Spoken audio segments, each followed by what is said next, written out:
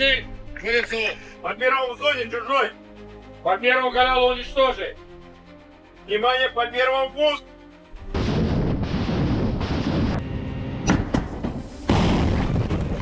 At 4:03 local time, the landscape known as the Black Valley lay in complete darkness, a 27-kilometer trench carved into the earth west of Belgorod. It was a place where radar beams skimmed overhead and engine noise vanished into layered terrain. Precisely for that reason, 9 Ukrainian long-range drones slipped through the corridor with the discipline of a submarine pack. They flew at 180 meters above ground, riding barometric altitude and optical landmarks. Not GPS, not radio, nothing that could betray them on the electromagnetic spectrum. Their engines were subdued to the point of a lawnmower hum. Their signatures were almost non-existent. The formation itself was deliberate. 3 drones in front, 4 staggered behind them, and 2 in a tight reserve pair further back. Each maintained a 6 to 8 second spacing, enough to avoid creating a composite radar return, but close enough to keep their time-on-target window razor-tight. The drones carried different warheads, shaped charges, fragmentation cores, and thermal payloads, because their mission was not to hit one point, but to overload an entire Russian air defense cell. Their target was a hardened node in the Belgorod region, a triangle of defenses consisting of a Buk M3 battery, a 36D6 tin shield search radar positioned on high ground, and 2 Tunguska M1 close-range systems protecting the perimeter. It was a system designed to stop fast jets, cruise missiles, and helicopters. But tonight, it was facing something far cheaper, far simpler, and far more patient than anything it was built to counter. At 4:11, the operation's decoy element separated from a carrier drone 40 kilometers south of the valley.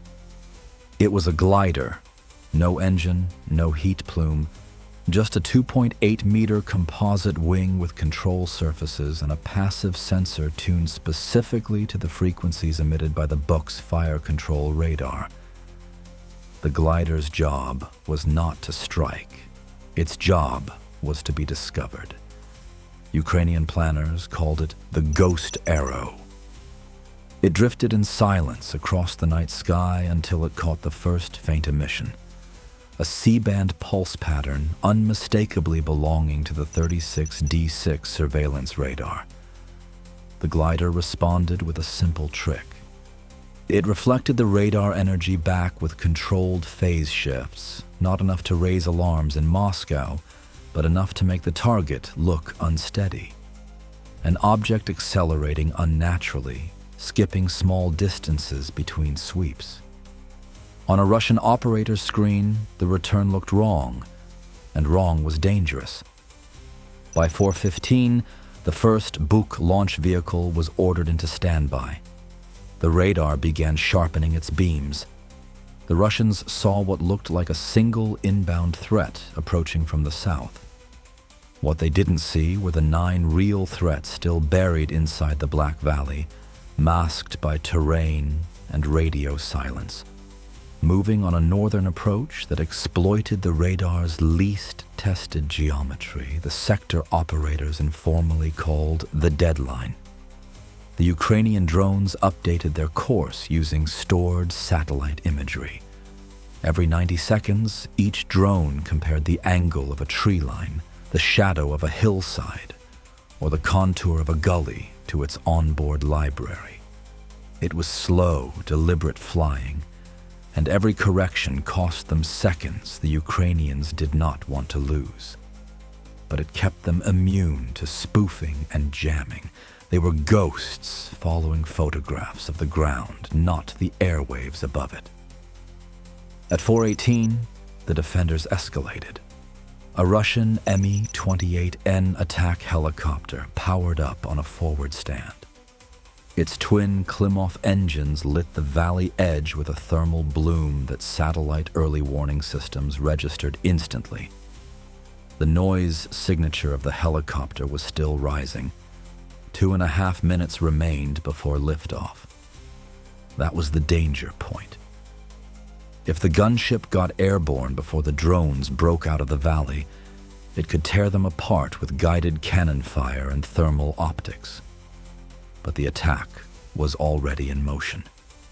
There was no abort order, and there never would be. The Ghost Arrow continued to draw attention southward. The Buk battery began rotating its search sector, unaware that 9 small shapes were now approaching from a direction the operators were barely watching. 90 meters above the valley lip, preparing to crest into open air. Inside their control bunkers, Russian crews focused on the phantom target. Outside, 9 drones advanced into a kill zone that, by design, the defenders did not realize even existed. The Black Valley was about to spit them out into the teeth of Russia's layered defenses. The decisive 15 minutes of the operation were about to begin. At 4:19, the first drone rose over the ridge of the Black Valley and dropped back to low altitude, vanishing into the flat farmland ahead. The remaining drones followed within seconds, spreading across a narrow front like fragments of the same shadow. Only then did the Russian tin shield radar register a faint, inconsistent return, too small, too low, and too brief for a confident track. The operators stayed focused on the southern decoy, the drifting Ghost Arrow, whose false phase shifts continued to distort their picture.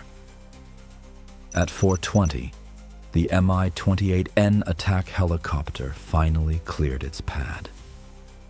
The gunner swept the fields with thermal optics, but struggled to distinguish the drone's tiny signatures from the cooling terrain. Even so, he fired a burst of 30mm shells. One drone clipped a fragment, tumbled, and vanished into the grass. 8 continued on. The moment they broke from the valley's masking, the Russian air defense network realized the mistake. Multiple low-altitude contacts appeared from the northwest, close, fast, and nearly below the system's engagement geometry. The Buk M3 battery powered up, but its radar picture was erratic. The drones were too small for clean lock, and the generator powering the fire control cabin was still cycling to full load. At 4:21:37, the first drone committed to its attack run. It dived straight at the tin shield radar dome. A Tunguska opened fire, but the drone's steep angle forced the turret past its smooth tracking arc. The shaped charge detonated on impact, collapsing the 3D array in a burst of sparks and smoke.